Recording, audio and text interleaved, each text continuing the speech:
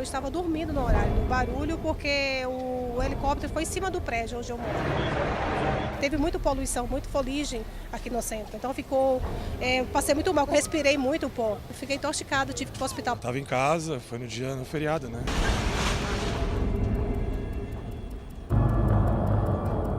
Uma das desaparecidas era uma cliente minha. Morava nesse prédio que até agora o corpo não apareceu. Não foi um dos que não acharam o corpo.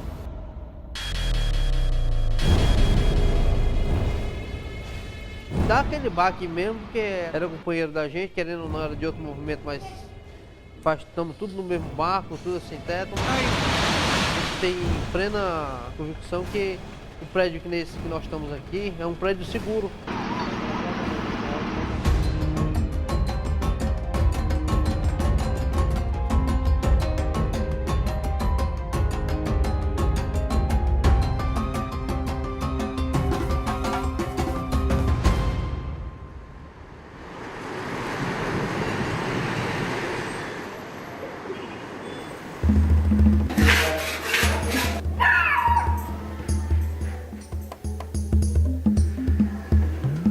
Nós estamos do lado do bloco A, que pega do 1º ao 9, e o bloco B, que pega do 1º ao 21. São 21 andares de um lado e 9 do outro. Nós estamos falando de 30 andares, de 30 corredores num total. Nós estamos numa conta de 490 famílias.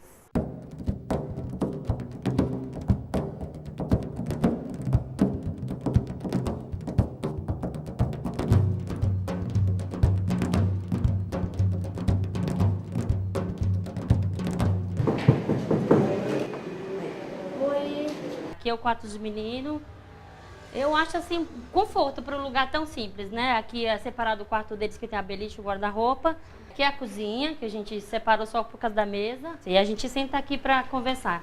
Aqui é o lugar que a gente se reúne para conversar, né? Para receber as visitas. E aqui é o meu quarto, que fica um pouco maior. É o meu cantinho, meu cafofo.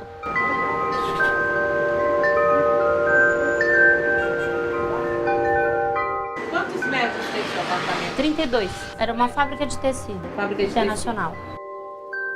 Essa marca de tecido Faliu. que fabricava aqui deu uma falência, né? E isso veio a fechamento do prédio. Depois disso não foi mais utilizado. E só estava ocupando o espaço mesmo. E a gente veio ocupar. Olá. Pode entrar aqui. Eu moro, eu, meu marido, minha neta. É neta? É, Laurinha. Oi, tudo bem? Estamos aqui há 7 anos, desde que nós ocupamos, estamos aqui. Para mim é o melhor lugar do mundo, né? Onde que eu venho depois das minhas atividades, da minha neta vem depois da escola, onde eu recebo minha família, meus amigos, né? E me sinto feliz aqui.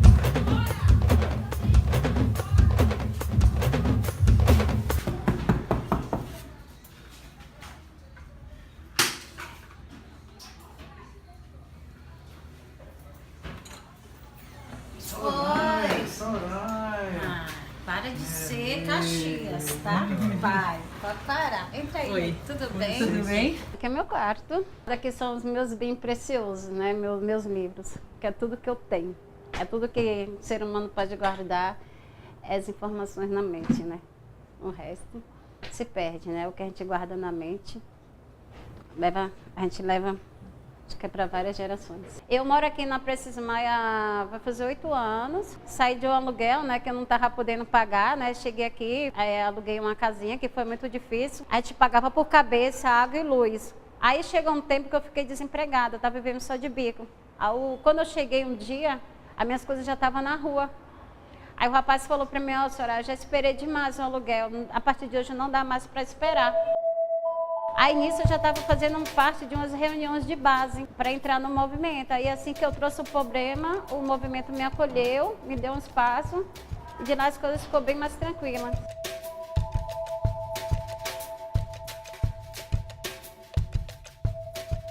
É, ventinho gostoso, né? Há 8 anos eu vim pra cá porque eu era moradora de rua. Aí eu encontrei Dona Nete e a Sumara. Aí ela disse, foi logo no início da ocupação, ela disse, ó, lá tem um lugar para você ficar, para você não ficar na rua. E eu vim para cá, graças a Deus, só vim com uma bolsinha, não tinha nada na vida. Elas me deram a doação, Dona Nete, com a Sumara, me deu cama, me deu cesta básica, eu não tinha. E eu fui construindo a minha vida, arrumei um serviço e hoje em dia eu estou no meu apartamento lindo, maravilhoso. Eu fui para uma ocupação sem entender o que eu estava fazendo. Eu ocupei um hospital chamado Hospital Matarazzo, na rua Itapevas. Me falha a memória, no 525 número, esquina com a Paulista. Morei lá por 9 meses. Um hospital desativado. A gente ocupou um prédio na esquina com a Avenida São João, com a Ana Sintra. Hoje aquele prédio pertence ao Estado, à CDHU. Hoje eu ocupo o imóvel para dar e atender e ajudar, apoiar as famílias. Eu não ocupo porque eu preciso da moradia, porque eu já sou contemplada nela. Hoje eu vivo em uma ocupação. A minha casa, meus filhos vivem nela. Não adianta nada eu ficar por aqui e depois ir para minha casa, fechar minha porta e o problema continuar. A gente tem que estar dentro. Mesmo com grande produção de habitação através do programa Minha Casa Minha Vida, que produziu mais de 3,5 milhões de habitação, o déficit vem crescendo. Porque nós temos um problema que é a questão da valorização imobiliária, que tem crescido mais do que o valor do salário. Só para dar um exemplo, aqui na cidade de São Paulo, entre 2008, quando começou o programa Minha Casa Minha Vida, 2015, o valor dos imóveis cresceu de cerca de 250%, enquanto que o salário mínimo cresceu cerca de 140%. No caso da Fundação João Pinheiro, são 6 milhões de novas moradias para 6 milhões de famílias. No caso da Fundação Getúlio Vargas, são 7,8 milhões de novas moradias para 7,8 milhões de famílias. Considerando que cada família tem 3 pessoas, então são 18 milhões, 20 milhões de pessoas que estão sofrendo com necessidades habitacionais. É evidente que ele é útil você saber que nós temos um déficit de mais de 7 milhões de moradias, mas ele não ajuda na definição de uma boa política habitacional. Porque o que nós precisamos não é apenas de novas moradias equivalentes ao déficit. As pessoas moram, mas não moram bem. Então, parte desse déficit seria de infraestrutura urbana, de melhoria das casas e não propriamente de produção de casas novas. É importante lembrar também que aqui a gente tem por volta de 1.200.000 famílias residindo em assentamentos subnormais. Seja favela, seja ocupação, seja outros tipos de comunidades que tem aqui em todo o município de São Paulo. Eu morava na Zona Sul, Rodovia Anchieta. Era uma casa bem grande, tinha garagem e eu pagava aluguel, né? E aí foi um tempo que eu fiquei sem emprego, meu marido, e a gente acabou vindo conhecer os movimentos sociais, né? Você trabalhava com o quê? Cozinheira. Cozinhava para quem? Restaurante. Eu ganhava 1.200 só, há 5 anos atrás. E isso não dava para me pagar aluguel e água. Pagava 600 reais de água e aluguel e luz, incluído tudo, né? Sobrava 400 reais para comer. Como que 4 pessoas conseguem sobreviver com 400 reais por mês, né? E aí a gente conheceu uma pessoa que é coordenador daqui e nos ajudou e nos deu um espaço, que é assim que a gente fala, né? E aí eu coloquei o piso, que era taco, né? Então assim, eu coloquei de retalho porque eu falei, é provisório, né? A gente vai ter uma casa de verdade. As ocupações começaram de forma organizada, por movimentos organizados a partir de 1997. No sentido também de ser uma alternativa de habitação, mas também era uma forma de denúncia da contradição das cidades que nós temos, onde se tem muita casa vazia e muita gente sem casa. Em muitas situações eu acompanhei, a pessoa pagava todo o salário num aluguel, num quarto de cortiça extremamente precário, com fiação à vista, cheiro, com todas as situações, inclusive de risco, e do lado o imóvel abandonado há mais de 20 anos. Então isso começou a se discutir, que era preciso dar função social a essas propriedades. É o que está previsto tanto na Constituição brasileira como no Estatuto da Cidade.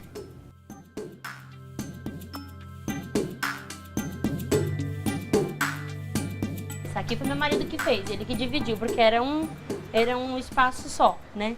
Aí ele fez a divisão do meu quarto, colocou porta e vai terminar do quarto dos meninos, que é aqui onde você já viu, né? O espaço aqui, quando eu entrei, era um espaço vazio, né? Assim, totalmente, não tinha divisória nenhuma. E isso eu fui vendo, calculando. Eu digo, aqui dá para fazer essa aqui, dá para fazer uns quartos por menino. Aí pintei todo de azul, ficou todo de azul.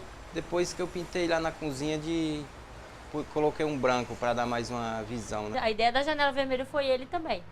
Porque essa tinta estava guardada aqui, a gente pintou um outro espaço que a gente morou no 5º andar. E aí ele falou, amor, vou usar o resto da tinta aqui. Eu falei, tá bom. Aí a gente entra em concordância e no final das contas fica bonito. Aqui na cidade de São Paulo, por exemplo, uma família de baixa renda, para poder locar um quarto no cortiço, ganhando um salário mínimo é impossível.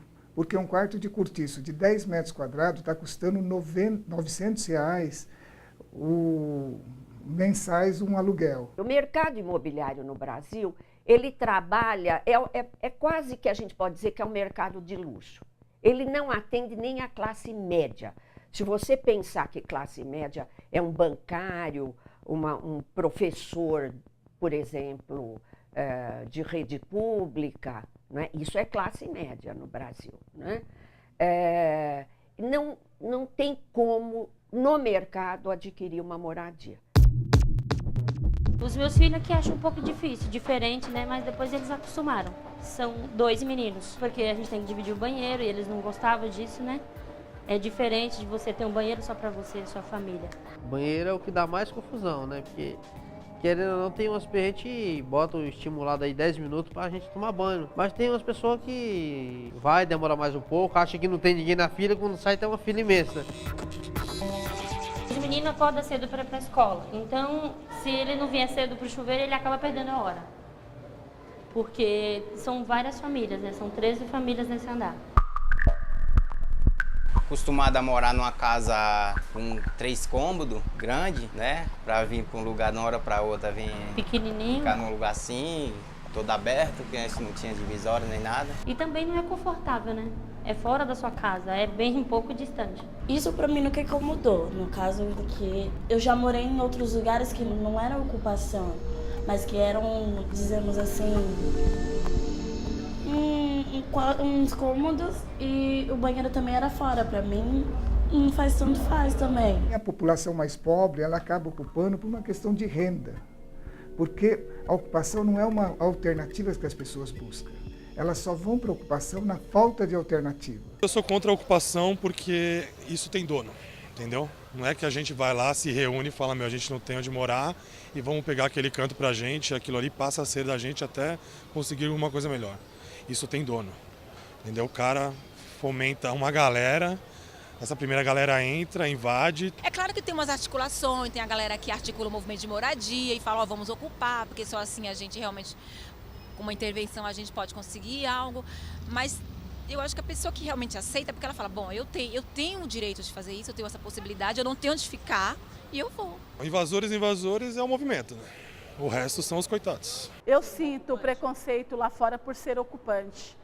Ainda existe, infelizmente, né? Porque acham que quem ocupa é vagabundo. E às vezes é pessoas até pior que a gente, que precisa de um apoio. Mas infelizmente é sem nenhuma formação e informação da realidade. Quem ocupa não tem culpa. Por que tantos livros? Porque eu estudo medicina e é uma paixão que eu tenho. Como eu não tenho essa loucura de pagar o aluguel, eu falei, não, vou... Comida, o básico, a gente se vira aqui, se vira ali com o bico, né? Minha filha estudava o dia todo no projeto, só me dava despesas mais à noite, final de semana. Aí eu aproveitei o movimento para estudar, crescer. Com a medicina eu quero poder agregar mais, trabalhar com ONGs. Não penso muito na questão financeira, eu quero na questão mesmo do autoajuda, do coletivo. Nós estamos numa conta de 490 famílias. Lembrando que nós temos famílias inadimplentes, que não conseguem contribuir. Lembrando que aquelas que têm problema de saúde, ela é isenta da contribuição. E aqueles que contribuem, a gente tenta fazer o melhor possível para a comunidade. A partir do momento que a família ela entra, ela vai pagar uma contribuição. Esse valor de contribuição não é imposto pela coordenação, é feita uma assembleia. E essa assembleia delibera o valor que ela vai poder pagar. E essa contribuição, nós temos 3 porteiros e um folguista. Nós temos crédito numa casa de construção para manutenção, porque por mais precário, a gente tenta deixar o melhor possível. Aqui nós temos extintores, do 1º ao 21, do 1º ao 9, extintores em todos os cantos dos andares. Nós temos advogados, tá certo? A gente contribui com eles. Nós temos contador, nós temos arquiteto, a gente contribui com ele. Então, da onde vai tirar? Vai tirar do dinheiro da contribuição, dos R$105. Depois, no final do ano, se presta-se contas. E a sobra do caixa volta para os moradores numa assembleia. A gente faz o sorteio, desde o fogão, a máquina de lavar, o celular, o peru, a galinha, o chester, o panetone, é devolvido para o pessoal em forma de sorteio. E limpa-se o caixa. Muitas vezes a gente trata as ocupações a partir de sensacionalismo. Por exemplo, a pauta das ocupações hoje está bastante forte em função do incêndio do edifício aqui em São Paulo. Mas é uma problemática que as pessoas que vivem sem condições de acessar uma moradia digna, ela vive todo dia. Então, falava muito na tragédia anunciada. A tragédia anunciada já é quem está na rua, que todos os riscos ela vive cotidianamente, né? Quando aconteceu esse negócio do prédio ter desabado aqui no Anhangabaú, a gente ficou muito abalada, a gente arrecadou, né, coisas para levar para eles, doações de alimento, roupa. A gente foi separar, né, amor? Eu fiquei extremamente abalada. Eu vendo gelinho de vez em quando, né, para ajudar ele, e eu não consegui sair para vender gelinho porque eu fiquei muito mal.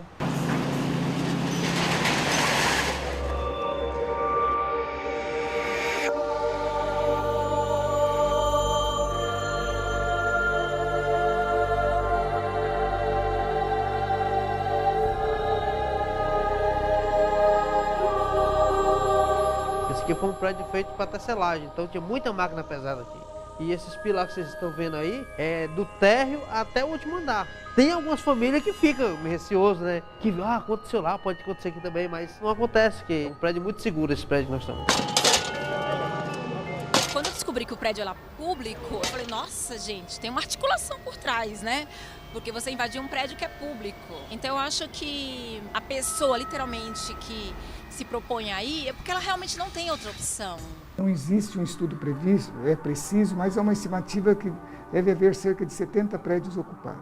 A gente estima que cerca de 4.500 pessoas possam estar morando em edifícios na região central da cidade de São Paulo.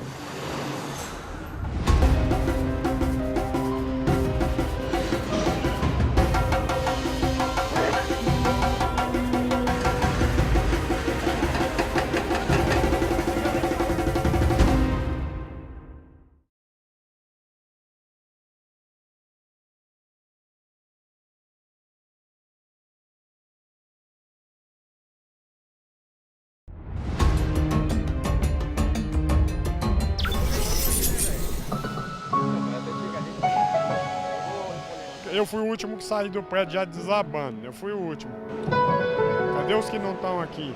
O Ricardo, Selma com 2 filhos, tinha um senhor que chama Valmir, inclusive a mulher dele chegou a trabalhar até de enfermeira, entendeu? Eu acho que ela era agente de saúde ou enfermeira, que ela sempre andava com um jaleco branco. Essa é a tragédia das cidades brasileiras, porque você tem trabalhadores, às vezes funcionário público, né, com salário médio baixo, que não consegue comprar uma moradia formal, não consegue acessar o mercado, porque o nosso mercado imobiliário, ele é muito restrito, ele é para quem pode pagar mesmo, para quem consegue arcar com uma dívida de 15, 20 anos. Então, você tem essa população que está em cortiços, em favela, você tem policial militar morando em favela, né? Não só em São Paulo, mas em outras cidades do Brasil.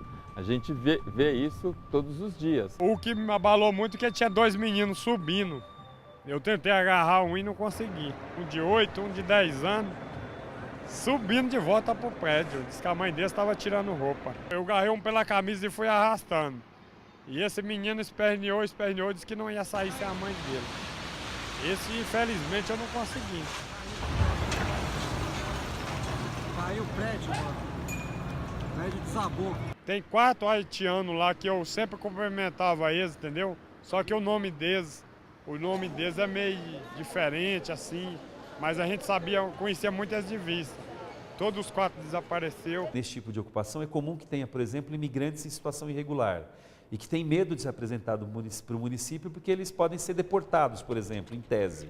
Tem também pessoas que podem estar sendo procuradas pela polícia, com algum tipo de mandato contra elas. Então, tem de fato, e tem as famílias que foram a óbito no acidente. Então, as famílias que não se apresentaram até agora, a gente imagina que não vão se apresentar, porque já foi dada todas as oportunidades para que elas se apresentassem para cadastramento no próprio local, num posto de atendimento que está a 50 metros do local do acidente da Secretaria da Habitação e nos abrigos da assistência social que tem recebido famílias que ainda não conseguiram se realocar.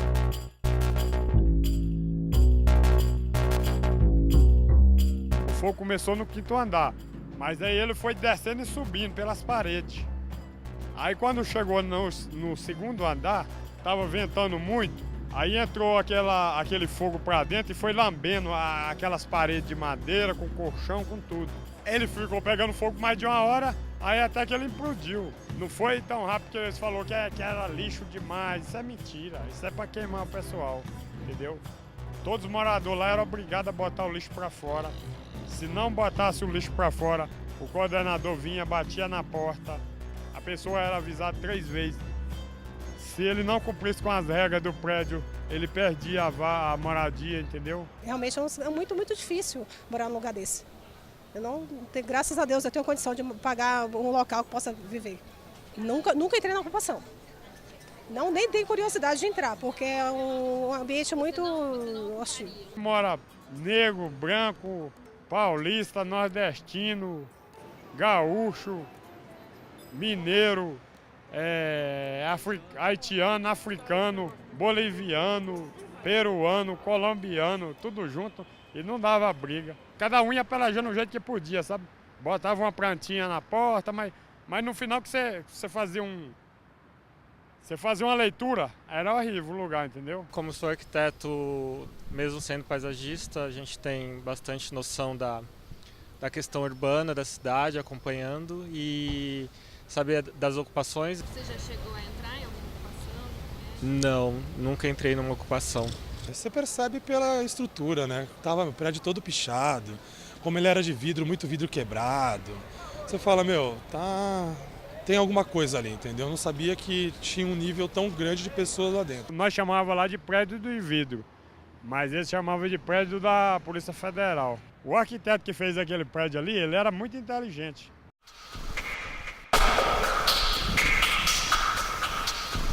Ele fez uma planta ali dos anos 60, que era para a época de hoje. No centro você só vê aqueles casarão antigos.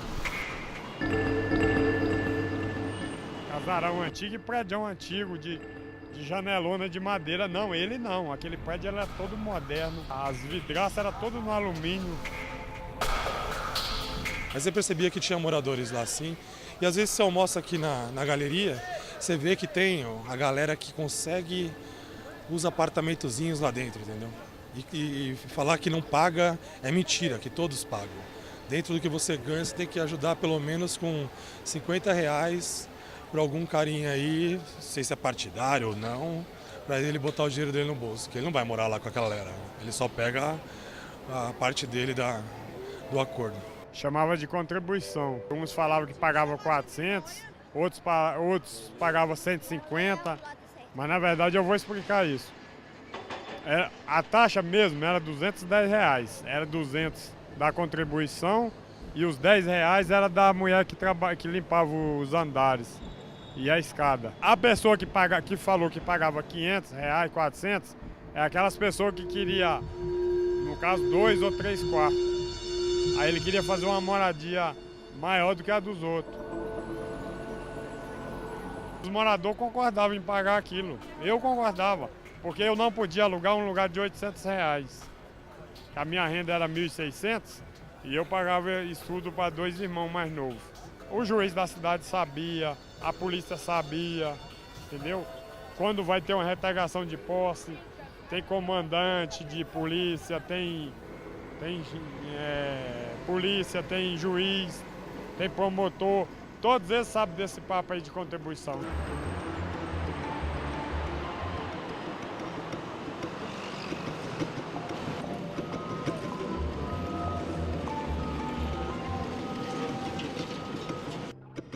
Eles dizem que isso aqui não é mais abrigo, isso aqui é um lugar que faz curso para morador de rua, é um movimento que trabalha com os moradores de rua. Eles pegam o morador de rua, tomam banho e fazem um curso aqui. Nós queríamos um atendimento na praça, porque a prefeitura estava desorganizando nós lá na praça, entendeu?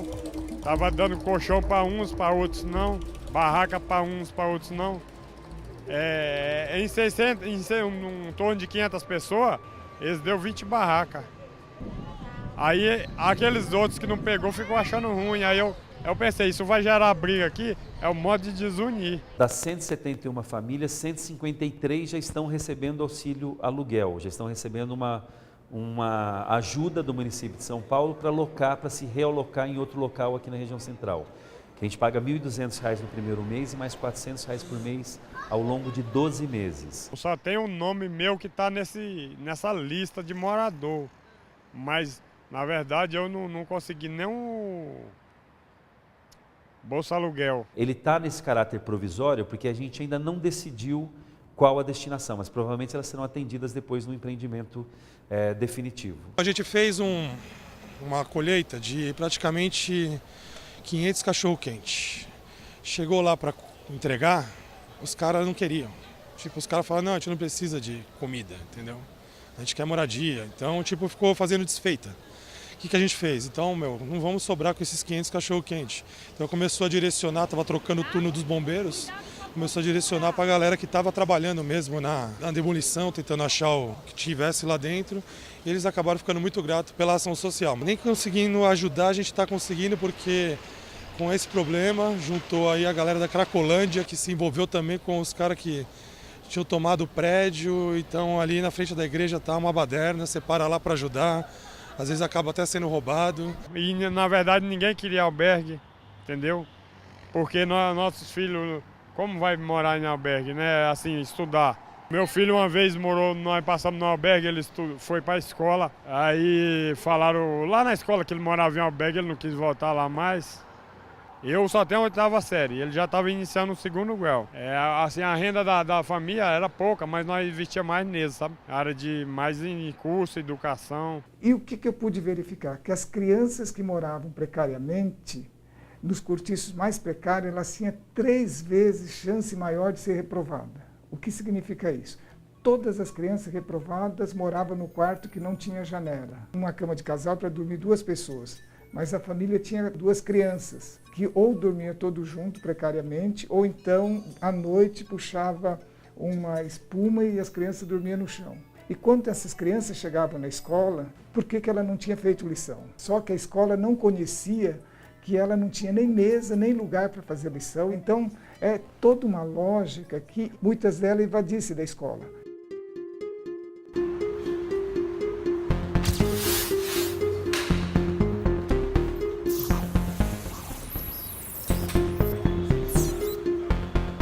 Vocês exatamente estão vendo por causa desse prédio, não é?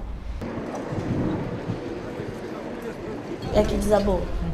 Porque agora vocês vão querer investigar todos os prédios para ver como andam, entendeu? Eu sempre entendo, eu acho que tem desvio mesmo, porque tem muitos prédios também que não estão de acordo com as normas das ocupações.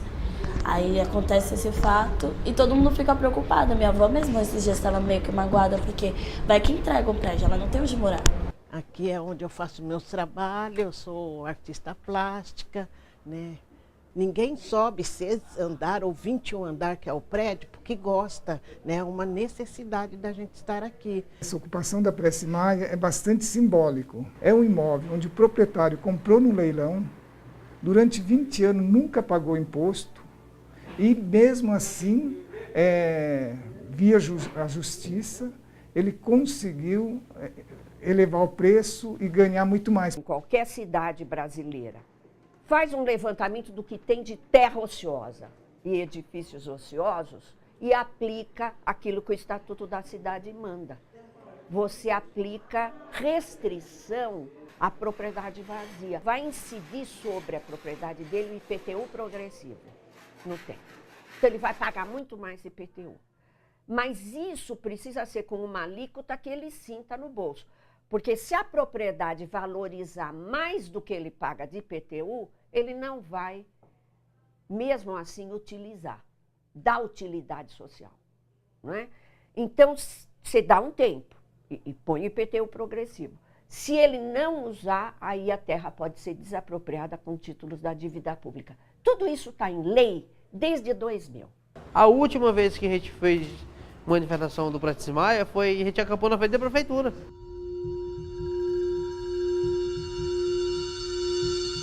E aí foi como o prefeito pegou e comprou o prédio. Em 2016, foi 21 milhões que foi pagado por esse prédio. Agora esse prédio pertence à prefeitura. Significa uma vitória para nós, né? Foi uma vitória, mas uma vitória que é aquela vitória que ninguém pôde comemorar. É bom a aquisição desse prédio, porque já era uma reivindicação nossa há muito tempo. A parte ruim é porque agora não tem programa habitacional para poder reformar, que nós estávamos aqui dentro do programa Minha Casa Minha Vida Entidades. E a informação que nós temos agora é que não existe mais recursos financeiros para este programa. Então aí uma parte foi boa, porque a prefeitura comprou, voltou o valor do IPTU que estava atrasado para o cofre público, revertendo para as famílias, e a outra parte que precisa de reformas, né? Não dá para ficar morando nessa situação. Olá.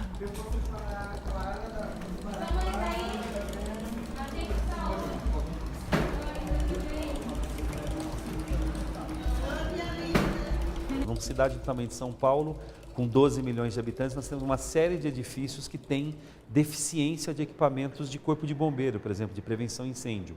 Então, o que nós estamos focando no momento, para além da fiscalização que já ocorre no município, é nas ocupações. É identificar claramente nas ocupações quais os equipamentos, quais as medidas que deverão ser adotadas para garantir o mínimo de segurança para aquelas famílias. As pessoas falam, né, a questão das gambiarra. Aqui a gente tenta fazer o melhor possível e ela é uma necessidade para fazer o melhor possível. Via de regra, as ocupações não seguem, porque são irregulares, são informais, não seguem as normas, por exemplo, de corpo de bombeiros, que deveria ter uma série de equipamentos para que aquelas famílias pudessem morar com segurança naquele local. Nós estivemos já na Eletropaulo para regularizar. É aquilo que eu digo, nós queríamos regularizar. A informação que nós tivemos é que não dá para regularizar porque nós somos invasores. Também não dá para ficar no escuro porque nós somos ocupantes, não é verdade? A gente nem pensa nessa questão de medo, porque o sistema não nos dá tempo de sentir medo. Porque ou moramos aqui ou moramos na rua. Então é o momento de a gente abraçar, se unir e caminhar junto. A gente não quer viver para sempre na ocupação. Moralmente, eu aprendi que as pessoas, independente da situação que ela está, elas precisam ser respeitadas. Tem uma foto de 2006, que era uma menininha com gato cinza nessa mesma porta de entrada do bloco. Era outra menina. Era outra menina, era menorzinha. O gato também era menor.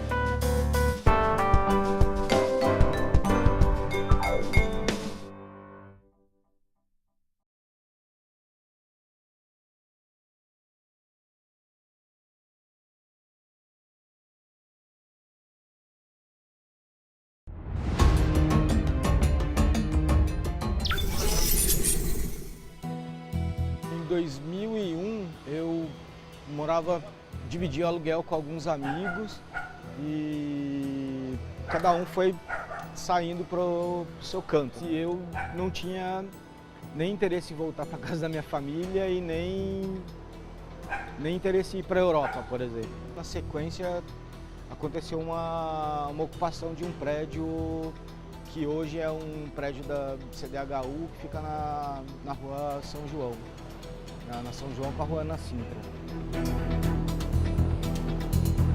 Eu comecei a morar primeiro, depois que eu fui pensar nessa história de que é um fotógrafo dentro de uma ocupação, isso em 2001. Aí de lá para cá eu acompanhei praticamente todas as ocupações que aconteceram no centro, todas as reintegrações de posse. Se o jornalismo não for olho no olho e não mostrar de fato o que está o problema real dessas famílias, para mim, pelo menos para minha visão de jornalismo, não faz sentido. Eu ia fotografar, sei lá, produto, ia fotografar paisagem.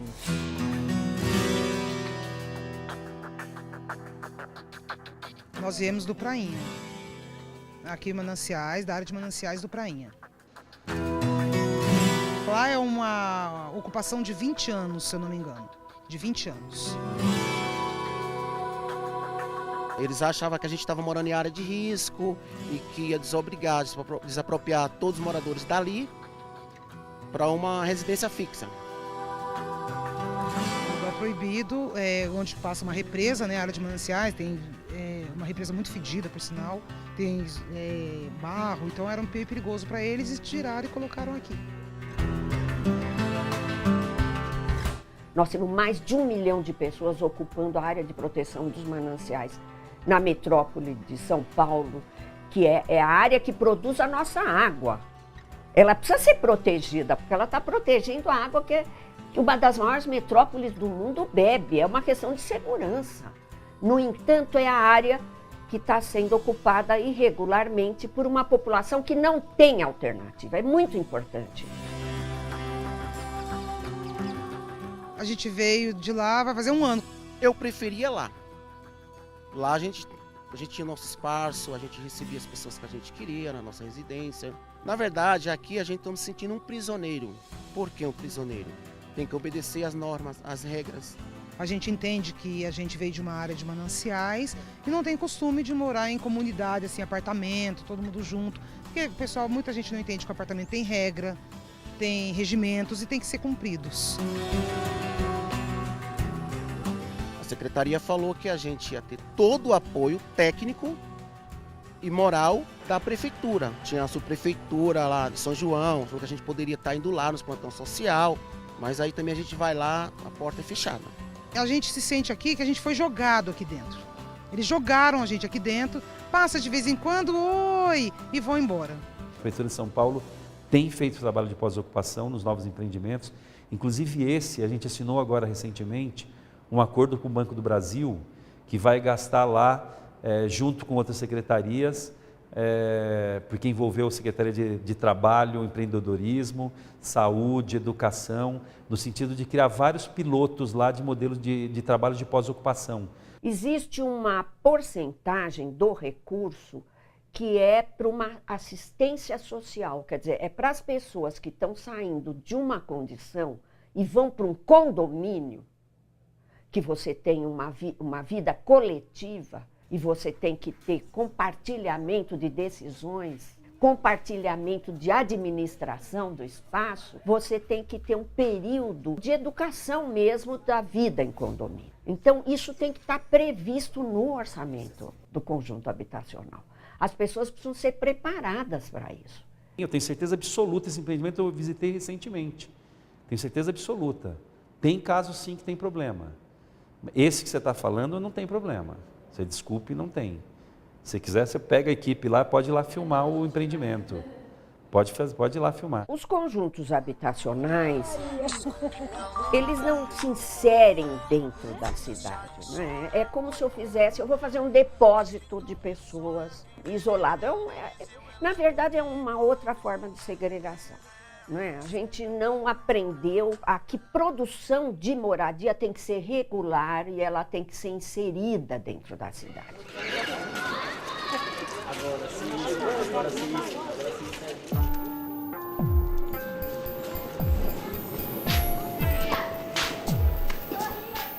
Então aqui é o lugar que a gente faz churrasco, o salão de festa, entendeu? Lá não tem lâmpada, não tem pia, e a gente paga para fazer o churrasco, e a gente paga, entendeu? A gente traz um pessoal da gente para fazer isso aí. Passa vergonha, aqui não tem nada, entendeu? Aqui era pia. Só tá só o lugar.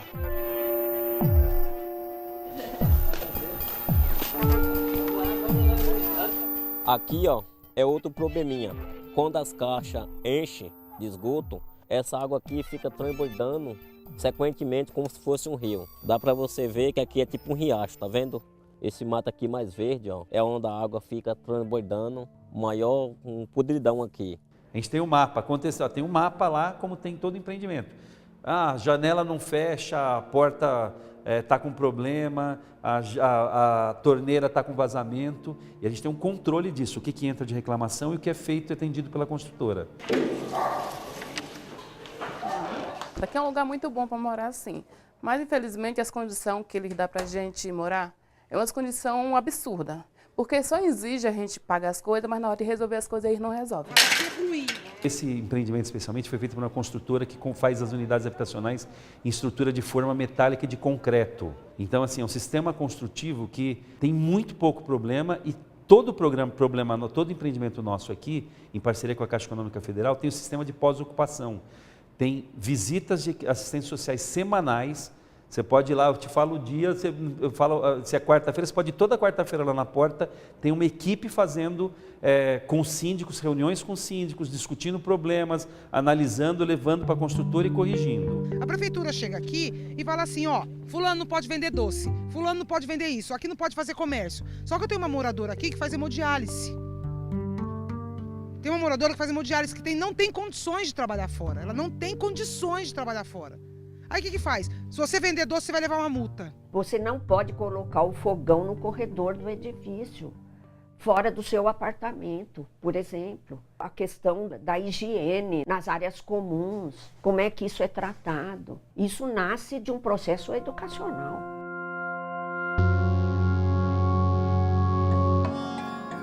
Eu fui na subprefeitura e verifiquei que a gente não tem logrador oficializado. A gente não tem o endereço, você pesquisa na internet, Facebook, não tem, até tem dificuldade de receber correspondência. Eu vi muitos lugares assim. Você tem ônibus no domingo 2 vezes por dia. Se alguém fica doente, está perdido. Que mais que acontece, né? Eu vi, por exemplo, muitos desses conjuntos dominados pelo crime organizado. Por quê? Porque eles estão completamente ilhados, descolados da cidade.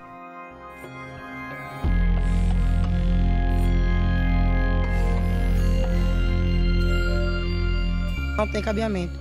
Aí, devido a isso, a gente não tem telefone em casa, residencial. A pior forma de você fazer habitação é essa, é colocando as pessoas fora da cidade, do convívio com a cidade.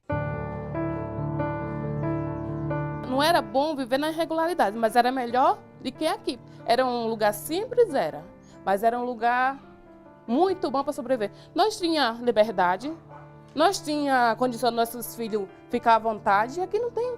Pelo menos a gente morava lá, não precisava pagar condomínio, a luz a gente pagava, a água a gente não pagava, mas é umas coisas, não pagava aluguel, entendeu? Infelizmente nós vemos para aqui só para pagar. Nós trabalhamos só para pagar a conta para eles, e o que eles têm de resolver, na verdade, eles não resolvem.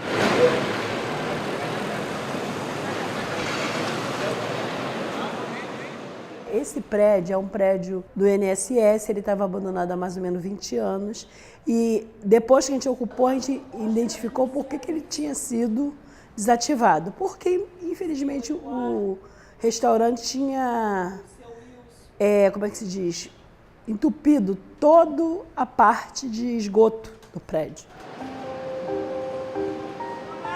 Pressionando o Estado, pressionando o governo, indo atrás. Então, eu sempre falo que as pessoas, vocês conseguiram, alguém deu, ninguém deu, porque as pessoas pensam assim, teve político, não teve a luta. Porque todo mundo ria da gente, desafiava, vocês não vão ficar aí não, isso é besteira, não sei o quê. Mas o que nos manteve aqui foi a nossa unidade, luta. A gente sempre foi muito organizado, tanto é que as pessoas até se assustam, mas como é que esse pessoal... Porque o estereótipo que as pessoas têm de ocupação é uma total desorganização, sujeira, e nós nunca tivemos isso. Todo dia durante uns 2 anos a gente fazia assembleia. Todo dia. Para quê? A maioria das pessoas não se conheciam. Apesar de estarem juntos há 2 anos, não moravam juntos. Aí você tem que dirimir conflito de família, para tentar organizar. A gente nunca teve chave.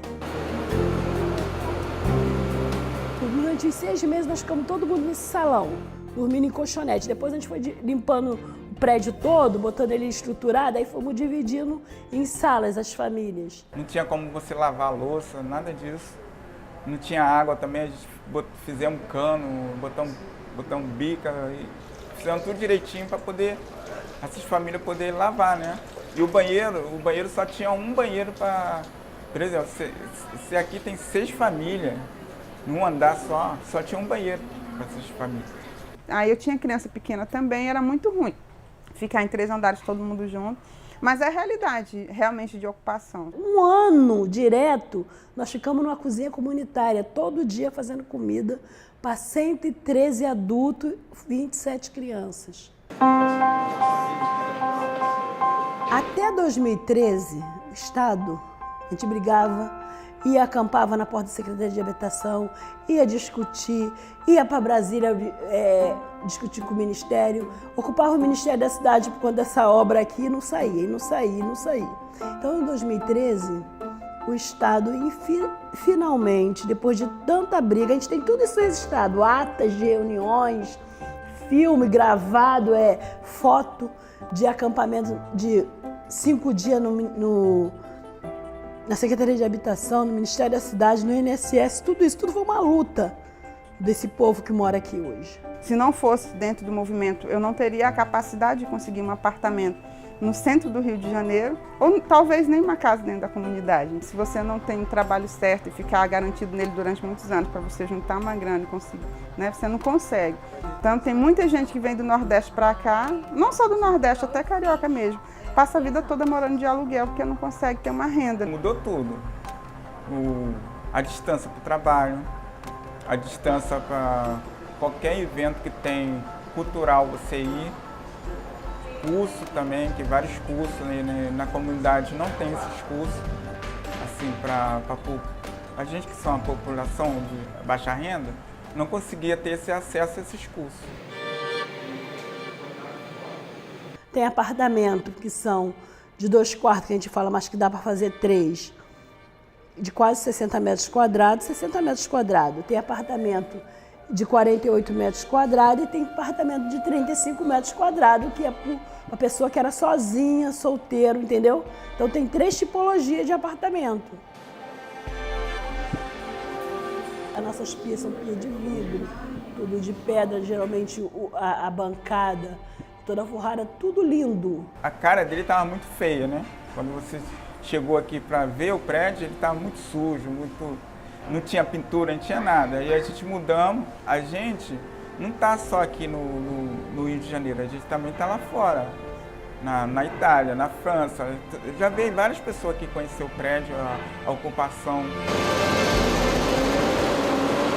Adequou 42 famílias. E aí o restante da família? Aí a gente ficou nesse período, em 2009, nós fizemos uma ocupação na área do Porto, que está lá, a Mariana Crioula, que é para 60 famílias, agora está passando uma fase de construção. Por exemplo, eu não gostaria de pagar, mas nós vamos pagar. A gente vai pagar 30% do valor que a Caixa Econômica investiu durante 10 anos, cada família. No meu caso é R$80 que eu pago. E aí eu acho que é necessário até para a gente ir se acostumando, porque de alguma forma a gente vai ter dívidas, né? A gente vai ter que pagar água, luz, gás. Como é que a gente está fazendo para diminuir o custo do condomínio? A portaria continua como a gente sempre fez. 2 horas, a cada 2 horas e meia, um adulto assume a portaria. Por família, acima de 18 anos na família, ele assume a portaria. A gente não está pagando porteiro, né? E aí a gente acaba que conhece todos os vizinhos, todos os visitantes que vêm para a casa das outras famílias. Então acaba que todo mundo que entra e sai dentro do prédio a gente conhece. você já tem mais recursos, você consegue fazer as coisas mais rápido, entendeu? Também depende da tua capacidade de crescer na vida, né? Se aprender e crescer cada vez mais, e aqui a gente consegue. O futuro agora é que eu vou sacudir a poeira e vou dar a volta por cima, de um jeito ou de outro. A gente fica super tenso quando fala que vai ter reintegração de posse. Fica mesmo. O problema foi mais a minha máquina, que eu gastei R$400 para arrumar, porque o disjuntor caiu e queimou a placa da máquina.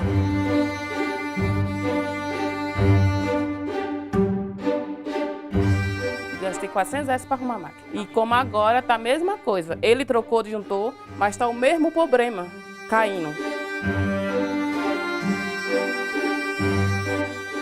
Nos outros países, a ocupação de prédio vazio é mais rara. Nas outras capitais latino-americanas isso é mais raro, mas acontece.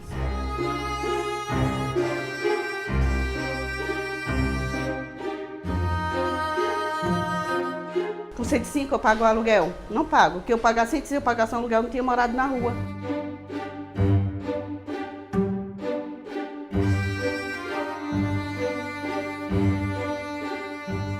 Se eu olhar a legislação brasileira, a hora que aquele edifício está ocupado é quando ele está cumprindo a função social.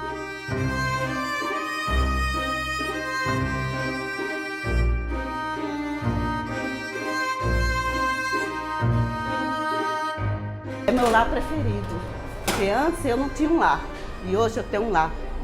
Eu tenho uma casa para eu morar.